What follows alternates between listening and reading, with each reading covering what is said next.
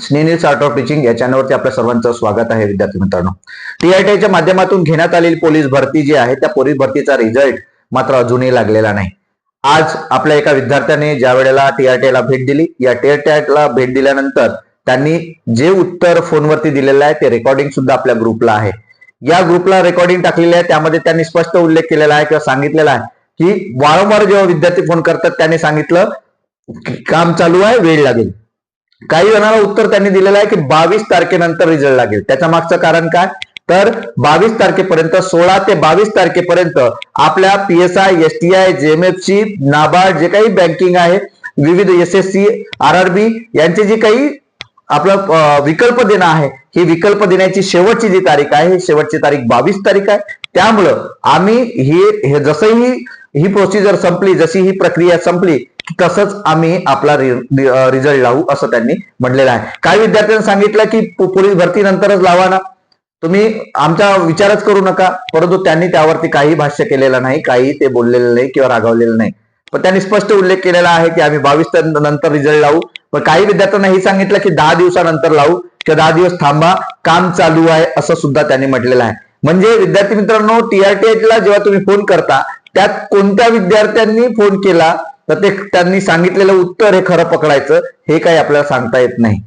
पण त्यांनी जे काही अपडेट आपल्याला दिलेलं आहे, ग्रुपला अपडेट दिलेला आहे, आपल्या विद्यार्थ्यांनी जे फोन करून मला सांगितलेलं आहे टीआरटीच्या माध्यमातून पुण्यातून, तर त्या सर्व विद्यार्थ्यांचं अपडेट मात्र मी तुम्हाला सांगतो आहे. टीआरटीआय अजूनपर्यंत अपडेट आहे की नाही, विद्यार्थ्यांची जाणीव आहे की नाही हे मात्र आपल्याला कळत नाही.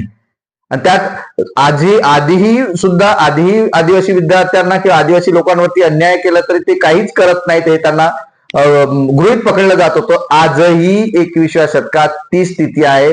भारत स्वतंत्र झाल्यानंतरही किंवा संविधान लागू झाल्यानंतरही 75-76 वर्ष उलटून गेलीत तरी आदिवासी विद्यार्थ्यांकडे पाहण्याचा दृष्टिकोन शासनाचा असो की कोणाचाही असो हा इकडे तसाच आहे. असं ह्या टीआरटीचा पोलीस भरतीचा रिझल्ट न लावण्यामागचा जो काही त्यांचा आटापिटा किंवा उद्देश दिसत आहे यावरून आपल्याला समजत आहे विद्यार्थी मित्रांनो. कारण पोलीस भरतीचे फिजिकल एकीकडे चालू आहे, दुसरीकडे विद्यार्थी तडपडत आहे की कधी विद्यावेतन मिळेल, कधी माझं नाव येईल, कधी मला प्रिफरन्स टाकता येईल, कधी मला अकॅडमी मिळेल, मला कुठली अकॅडमी मिळेल.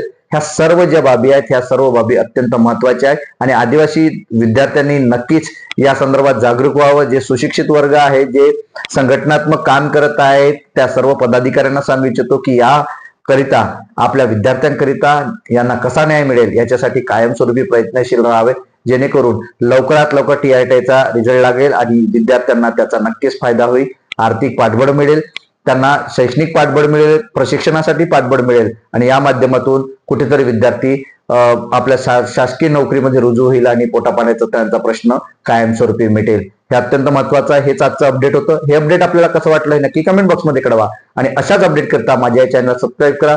डिस्क्रिप्शन बॉक्समध्ये असणाऱ्या लिंकला जॉईन व्हा विद्यार्थी मित्रांनो. कायमस्वरूपी आपल्याला अपडेट मिळेल.